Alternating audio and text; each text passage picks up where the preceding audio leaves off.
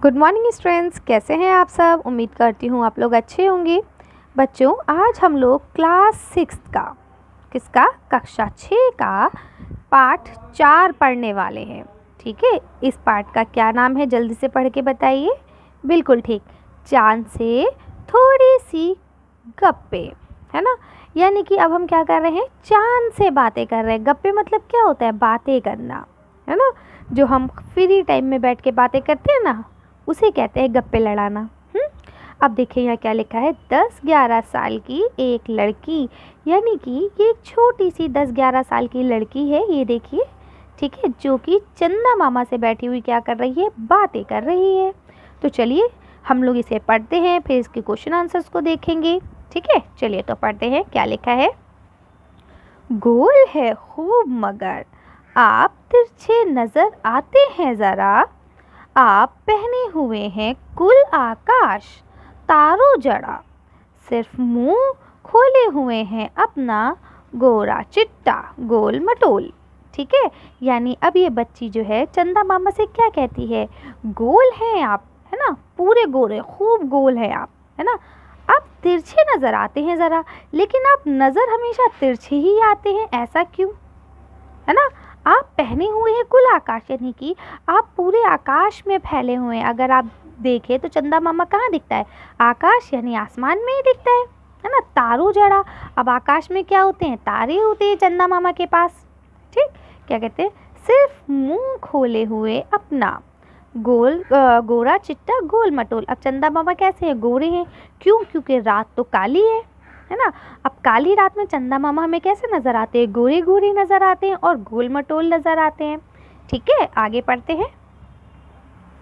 अब देखिए, ये बात तो आप लोग भी जानते होंगे कि जैसे जैसे जो चांद के महीने होते हैं ना, चांद के महीने से 1 तारीख जब शुरू होती है तो चंदा मामा निकलना शुरू होते हैं। पहले इतने से निकलेंगे, फिर थोड़े और बड़े होंगे, फिर थोड़े और बड़े होंगे, और फिर आपके 14 तारीख तक आते आते वो पूरे गोल हो जाएंगे।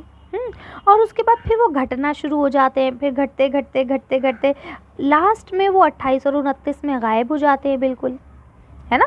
तो यहाँ पे देखिए यही चीज़ आपको दिखाई गई है कि पहले चंदा मामा धीरे धीरे निकलते हैं और उसके बाद गोल हो जाते हैं और फिर गायब हो जाते हैं। ये चीज़ आप लोगों ने ज्योग्राफी में पढ़ी होगी, मैंने पढ़ाई है। ठीक है, अगर आपने नहीं पढ़ी तो आप प्लेलिस्ट में जाके क्लास 6 की ज्योग्राफी भी देख सकते हैं। ठीक, चलिए आगे पढ़ते हैं अपनी कविता को। तो कहते हैं, अपनी पोशाक को फैलाए हुए चारों समस्त, समस्त का मतलब होता है चारों ओर, है ना। यानी कि अब चांद की पोशाक क्या है, उसकी रोशनी, है ना, उसका सुनहरापन।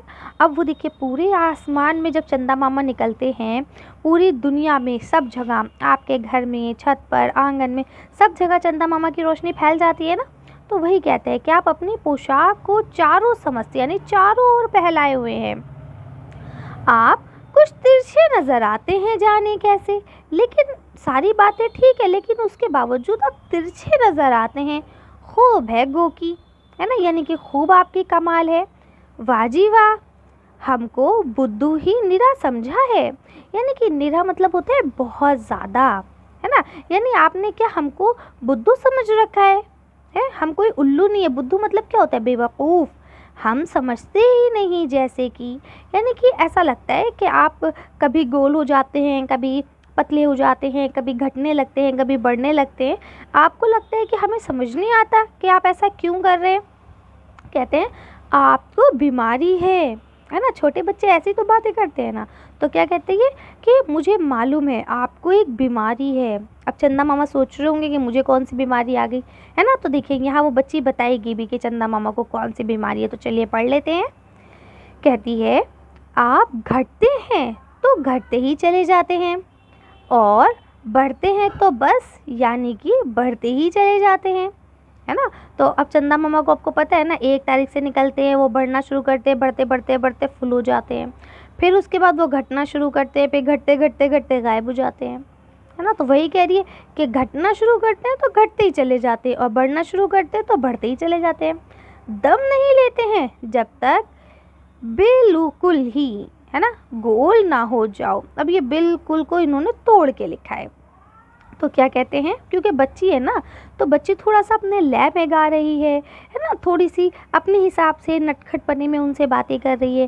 तो कहती है कि आप बढ़ते ही चले जाते हैं, दम नहीं लेते, दम नहीं लेते यानी कि रुकते नहीं है, चैन नहीं लेते। मुहावरा है ना कि भैया जब तक मैं इस काम को कर नहीं लूँगा मैं नहीं ले रहा दम, है ना। तो उसका क्या मतलब होता है, दम न लेना, यानी जब तक कि जो हम काम कर रहे हैं उसको बिल्कुल एंड पॉइंट तक ना पहुँचा दें, तब तक सुकून से ना बैठना, है ना। तो वही कहती है कि दम नहीं लेते हैं जब तक बिल्कुल ही गोल ना हो जाए, यानी जब तक बिल्कुल ही गोल नहीं हो जाते तब तक आप दम नहीं लेते हैं, यानी घटते चले जाते हैं। ये मर्ज़ आपका अच्छा ही नहीं होने में, है ना, आता है, यानी कि आप कहते हैं कि भाई ये मर्ज़ आपका कैसा है, अच्छा ही नहीं हो रहा, है ना, अभी तक सही नहीं हो पा रहा है आपका ये मर्ज़, अच्छा ही नहीं होने में आता है, यानी कि सही ही नहीं हो पा रहा है आपका ये मर्ज़। ठीक है, मर्ज़ माने की बीमारी। ठीक है, अब इसको लिखने वाले कौन है, हमारे कवि का क्या नाम है, शमशेर बहादुर सिंह। ठीक है, तो ये हो गए आपके कवि और ये थी आपकी कविता, यानी चंदा मामा से थोड़े से गप्पे। अब देखेंगे यहाँ पे कुछ आपको अभ्यास प्रश्न दिए गए हैं कविता से, तो इन सब चीज़ों को, ये जितने भी अभ्यास प्रश्न हैं या ये सब, ये हम आंसर शीट पे डिस्कस करेंगे ताकि आपको अच्छे से समझ में आए। ठीक है, और इसके बाद यहाँ पे आपको अनुमान, कल्पना, ये सारी चीज़ें भी दी गई हैं, भाषा की बात, इसको भी हम डिस्कस कर लेंगे। ठीक है, उसके बाद वीडियो को फिनिश करेंगे। चलिए तो अब आंसर शीट को देख लेते हैं। अब देखिए यहाँ पे आपको कविता से प्रश्न दिए गए हैं। पहला प्रश्न लिखा है, कविता में आप पहने हुए हैं कुल आकाश, कहकर लड़की क्या कहना चाहती है।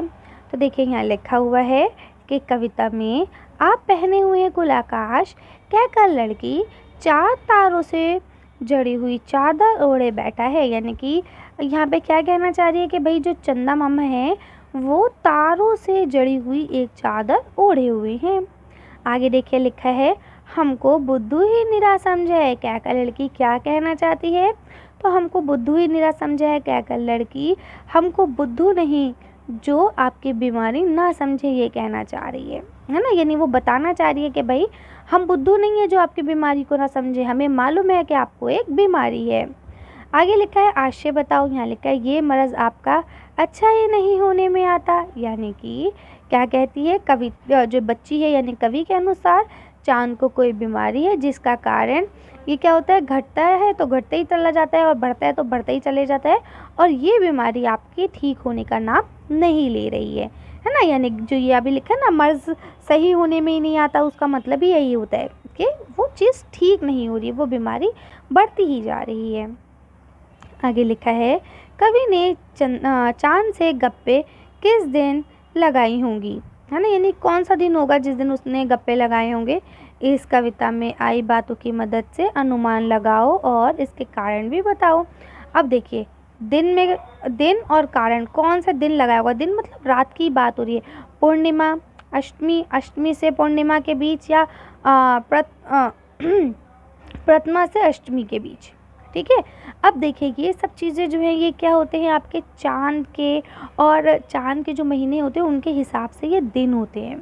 ठीक है, तो देखिए यहाँ लिखा हुआ है कि गोल है खूब मगर आप तिरछे ही नज़र आते हैं ज़रा, अष्टमी से पूर्णिमा के बीच, यानी कि अब ये बातें कब की गई होंगी, अष्टमी से पूर्णिमा के बीच की गई होंगी, क्योंकि कविता में इन उपयुक्त पंक्तियों का प्रयोग किया गया है, यानी ये पंक्ति है ना, जिससे पता चलता है कि चांद अभी तो गोल तो है पर पूरी तरह से नहीं है, यानी कि पूर्णिमा से कुछ दिन पहले का वर्णन किया गया है। ठीक, क्योंकि चंदा मामा धीरे धीरे गोल होते हैं ना, और वो पूरे प्रॉपर गोल नहीं है, वो हल्का सा अभी गोल होने में थोड़ा सा वक्त बाकी है। ठीक है, इसी तरह से देखें यहाँ पे आपको कुछ और क्वेश्चन दिए गए हैं जो मतलब इतने ज़्यादा भाषा की बात वगैरह के आपसे कहे तो नहीं जाते हैं करने को, लेकिन फिर भी मैं आपको दिखा देती हूँ इसके आंसर, कि अगर आपको ज़रूरत पड़े तो आप लोग कर सकें। यहाँ लिखा है चांद संज्ञा है ना, आपको पता है किसी भी नाम वाली चीज़ को हम क्या कहते हैं, संज्ञा कहते हैं। चांदनी रात में चांदनी विशेषण है। ठीक है, अब यहाँ पे चांदनी रात हो रही है ना, तो चांद रात तो हो गई आपकी संज्ञा, और यहाँ पे ये जो है ये क्या होगी, आपकी विशेषण हो गई, क्योंकि ये किसी संज्ञा की विशेषता बता रही है है ना। अब इसी तरह से लिखा है, नीचे दिए गए विशेषणों को ध्यान से देखो और बताओ कि कौन सा प्रत्येक जोड़ने यानी प्रत्यय यानी आगे जोड़ने वाला है ना पर विशेषण बन रहे हैं। इन विशेषणों के लिए एक एक उपयुक्त संज्ञा भी लिखो। अब आपको यहाँ लिखा है गुलाबी पगड़ी, है ना, मखमली घास, कीमती गहने, ठंडी रात, जंगली फूल, कश्मीरी भाषा। तो अब अगर आप देखें पगड़ी, घास, गहने, रात, फूल और भाषा, ये सब चीज़ें तो क्या हो गई आपकी, ये हो गई आपकी संज्ञा, क्योंकि ये किसी न किसी चीज़ का नाम है। लेकिन उसके आगे गुलाबी, मखमली, कीमती, ठंडी और जंगली और कश्मीरी, ये क्या, ये उसकी विशेषता है। अब देखिए यहाँ आपको दिया गया है, देखिए विशेषण और उपयुक्त संज्ञा। देखिए गुलाबी साड़ी, मखमली कुर्ता, है ना, कीमती सोना, ठंडी हवा, जंगली बिल्ली और कश्मीरी लड़का। तो इस तरह से इन्होंने देखिए बदल दिया। आ रही है बात समझ में।